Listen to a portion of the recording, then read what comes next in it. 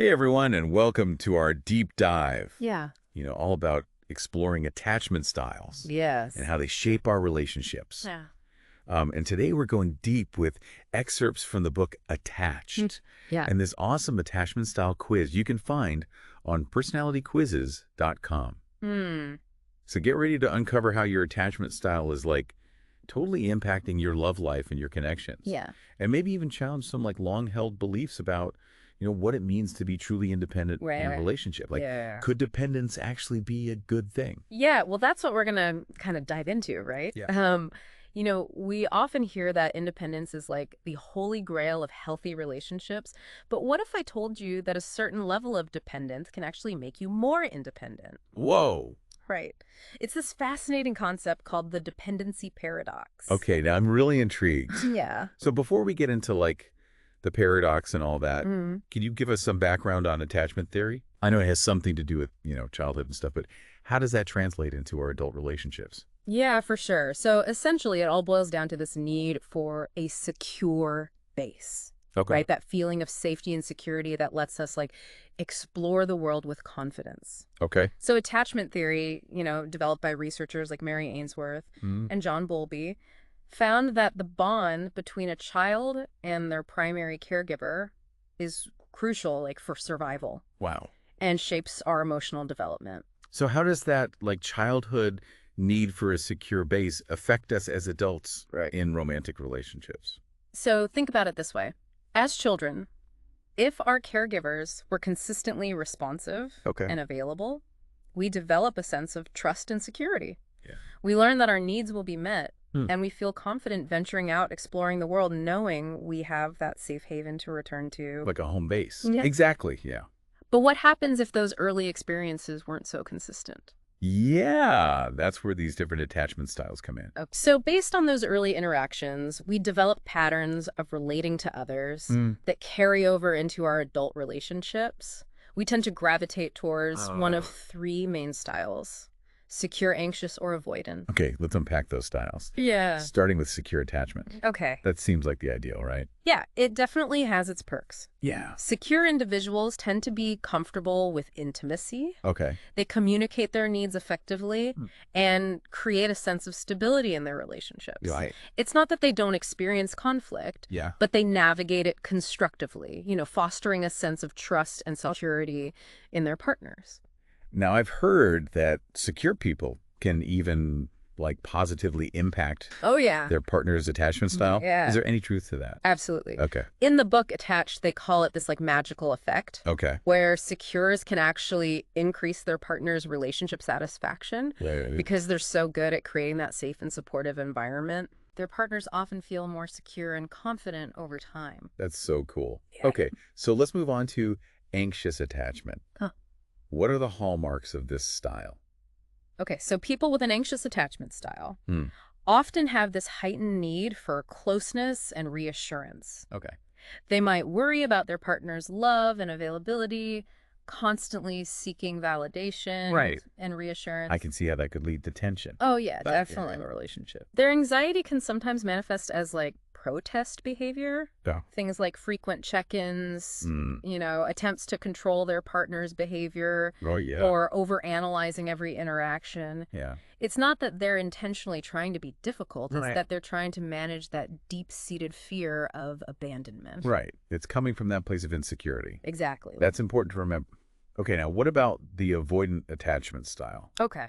They seem to be on the opposite end of the spectrum Yeah, you could say that. from those anxious folks. So avoidant individuals value independence and self-sufficiency. Mm. They often struggle with intimacy Okay. and tend to keep their partners at arm's length. Yep. It's not that they don't want connection. Right. They just fear getting too close and losing their sense of autonomy. So they might crave love, but push it away when it gets too real. Exactly. Yeah. They might even idealize the one, Oh, wow. believing that perfect partner will magically make them feel safe enough to open up. Right. That's often a way of avoiding real intimacy and vulnerability. Yeah, just pushing it away. This is all fascinating, but how do we actually figure out our own attachment style? Right. That's where the personalityquizzes.com quiz comes in. So, It does. yeah. This quiz is rooted in decades of attachment research Oh, wow. and asks a series of targeted questions to help you pinpoint your dominant attachment style. Okay. It's a simple but powerful tool Sure. that can offer a lot of clarity about your relationship patterns. I'm ready to put it to the test. Yeah. Can we walk through some sample questions Absolutely. to get a sense of how it works? Let's see. Imagine you're taking the quiz and you stumble upon this question. Okay. I often worry that my partner will stop loving me. Hmm. Does that resonate with any particular attachment style? That definitely screams anxious attachment. Right. It speaks to that fear of abandonment Exactly. and the constant need for reassurance we were just discussing. Yeah. What about a question geared towards the avoidant style? Okay, how about my independence is more important to me than my relationships? Ooh, that's a tough one. But I can see how someone who prioritizes autonomy Right. might strongly agree with that statement. Exactly. Okay, let's try one that reflects the secure style. All right, here's one. I feel comfortable depending on romantic partners. What do you think? That statement just like exudes security. Right. A secure individual wouldn't hesitate to lean on their partner when needed. Yeah. They understand that interdependence is a strength, not a weakness. Exactly. And the quiz is full of these insightful questions designed to reveal your patterns and Right. tendencies in relationships. So how does the scoring work? Like if I answer a bunch of anxious questions, Yeah. does that automatically mean I have an anxious attachment style? Not necessarily. Okay. The quiz assigns each question to a specific style group: avoidant, secure, or anxious. Okay. The higher your score in a particular group, the stronger your inclination towards that style. Okay. But remember, it's not about labeling yourself. It's about gaining self-awareness and understanding the nuances of your relational patterns. And even within those patterns, there can be variations. Yeah, right. The book mentioned something about like golden rules for Yes. interpreting styles. Can you elaborate on those? Absolutely. So the golden rules emphasize that it's not about analyzing isolated behaviors, Mm-hmm. but rather recognizing consistent patterns. Okay. You might find that you exhibit traits of different styles depending on the situation or relationship. The key is to identify those dominant patterns Yeah. that shape your overall approach to love and connection. So what do you think, based on what we've discussed so far, Yeah.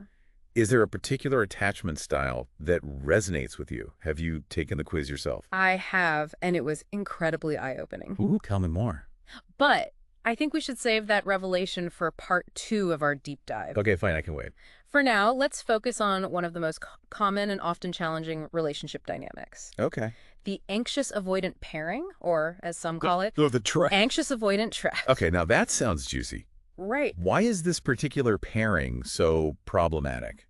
It's a classic case of opposing needs. Okay. The anxious partner craves closeness, Mm-hmm. while the avoidant partner seeks distance. Right, so it's push and pull. Exactly. This creates a constant push and pull dynamic Okay, that can leave both partners feeling frustrated and unfulfilled. I can see how that would lead to a lot of conflict. Yeah. Can you give us a real-life example of how this trap plays out? Okay, so imagine a couple, let's call them Marcia and Craig. Marcia, the anxious partner, always wants to spend time together. Cool. She loves cuddling on the couch, having deep conversations, planning romantic getaways. Yep.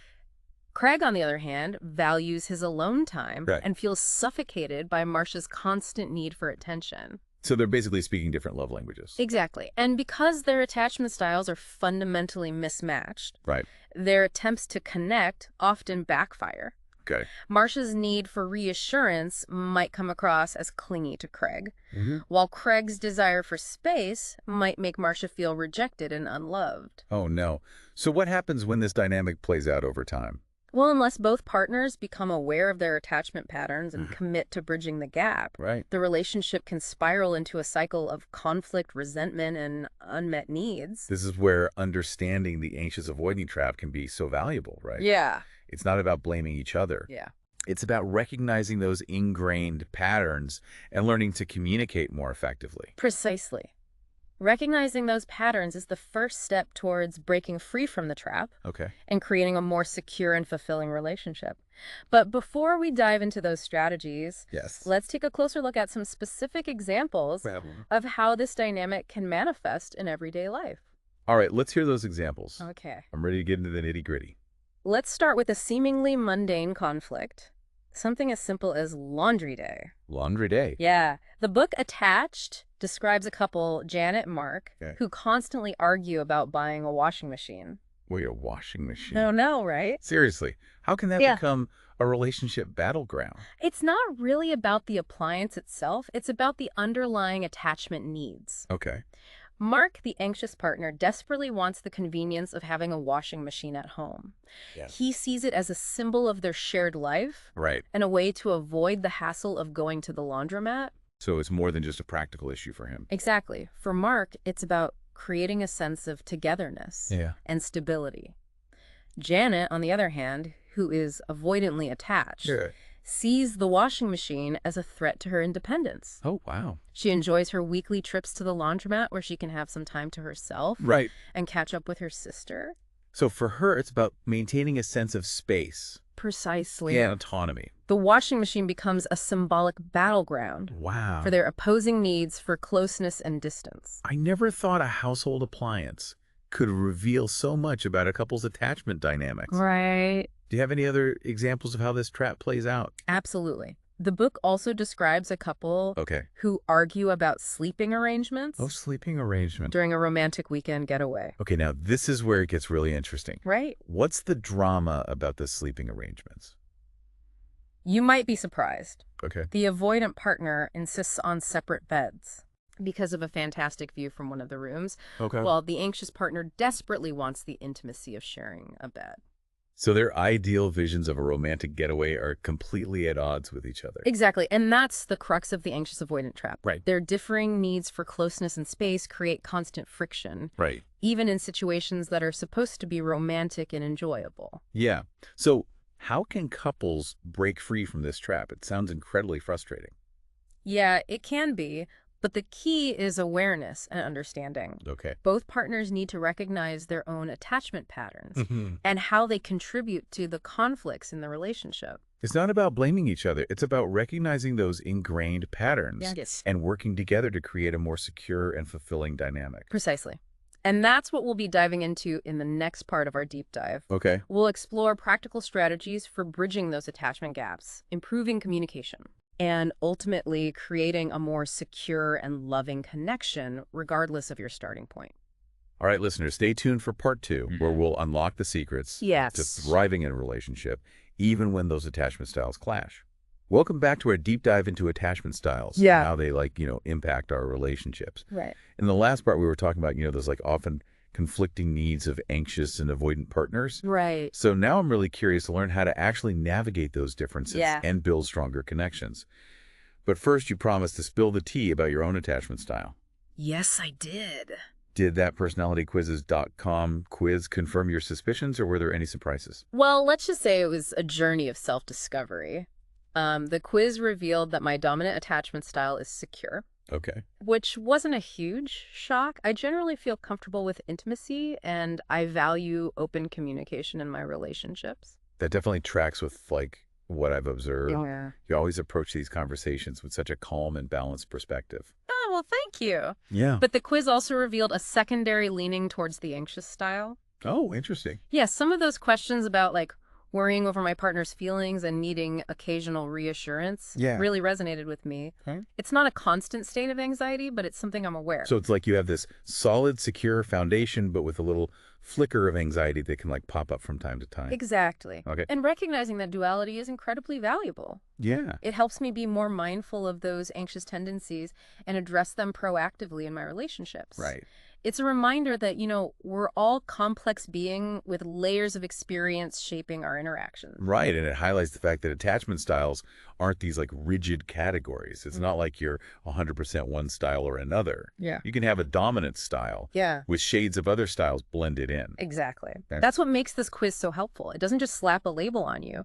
It reveals those complexities of your relational patterns. All right. For those who haven't taken the quiz yet, can we walk through a few more sample questions? Yeah, absolutely. I think it'd be helpful to, hear how they reflect the different attachment styles. Okay, let's start with a question that strongly aligns with the avoidance style. Okay. I prefer casual sex with uncommitted partners to intimate sex with one person. What do you think might be going on there? It seems like a pretty clear indication of someone who prioritizes freedom and autonomy over deep emotional connection. They might enjoy the physical pleasure of sex, but shy away from the vulnerability and intimacy that comes with a committed relationship. You hit the nail on the head.